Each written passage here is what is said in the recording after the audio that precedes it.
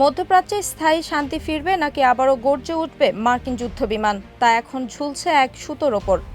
মার্কিন president Donald Trump যখন এই আলোচনাকে যুদ্ধ অবসানের সীমান্ত রেখা বা শেষ সুযোগ বলে ওয়াশিংটন থেকে হুঙ্কার ছাড়ছেন, ঠিক তখনই পাকিস্তানের সেনাপ্রধান ফিল্ড মার্শাল আসিম মুনির এক উচ্চ পর্যায়ের প্রতিনিধি দল নিয়ে হাজির হয়েছেন তেহরানে।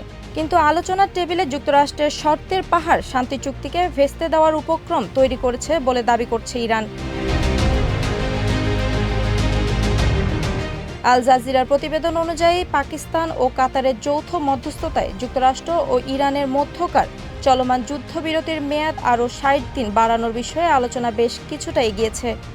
এই সম্ভাব্য সমঝোতার অংশ হিসেবে ধাপে ধাপে বিশ্ব বাণিজ্যের লাইফলাইন হরমুজ প্রণালী আবারও সম্পূর্ণ সচল করার একটি রোডম্যাপ তৈরি করা হচ্ছে। তবে মূল জটিলতা তৈরি হয়েছে ইরানের পরমাণু কর্মসূচি এবং তাদের হাতে থাকা উচ্চমাত্রায় সমৃদ্ধ ইউরেনিয়ামের মজুত নিয়ে। যুক্তরাষ্ট্র ও ইসরায়েলের মূল দাবি হল ইরানকে তাদের সমৃদ্ধ ইউরেনিয়ামের সম্পূর্ণ মজুত কোনো আন্তর্জাতিক কাঠামোর অধীনে দেশের বাইরে অন্য কোথাও স্থানান্তর করতে হবে।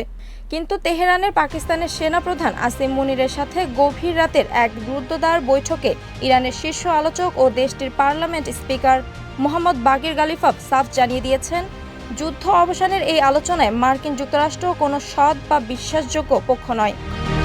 ইরান নিজেদের জাতীয় নিরাপত্তা এবং ইউরেনিয়াম মজুতের অধিকারের প্রশ্নে বিন্দুমাত্র কোনো আপোস করবে না। ইরানের পররাষ্ট্র মন্ত্রণালয়ের মুখপাত্র ইসমাইল বাঘাইও এই বিষয়ে যুক্তরাষ্ট্রকে কড়া সতর্কবার্তা দিয়ে বলেছেন, পাকিস্তানের সেনাপ্রধানের এই সফরের মানেই এই নয় যে দুই পক্ষ কোনো চূড়ান্ত সিদ্ধান্তে বা টার্নিং পয়েন্টে পৌঁছে গেছে, কারণ দুই দেশের মৌলিক অবস্থানের মধ্যে এখনও গভীর ও উল্লেখযোগ্য মতভেদ রয়ে গেছে। ইরানের শীর্ষ কর্মকর্তারা মনে করেছেন, ট্রাম্পের চাপে পড়ে ইউরেনিয়াম বিদেশে পাঠিয়ে দিলে ভবিষ্যতে যুক্তরাষ্ট্র ও ইসরায়েলের আকস্মিক হামলার মুখে ইরান পুরোপুরি রক্ষণহীন ও দুর্বল হয়ে পড়বে। বিশেষজ্ঞরা মনে করিয়ে দিচ্ছেন, ট্রাম্পের সামনে এখন অভ্যন্তরীণ রাজনৈতিক চাপ ও মার্কিন মধ্যবর্তী নির্বাচনের সমীকরণ রয়েছে। ফলে তিনি যেমন একটি দ্রুত চুক্তি চান, ঠিক তেমনই ইরানকে পুরোপুরি নিরস্ত করার দাবি থেকেও সরছেন না।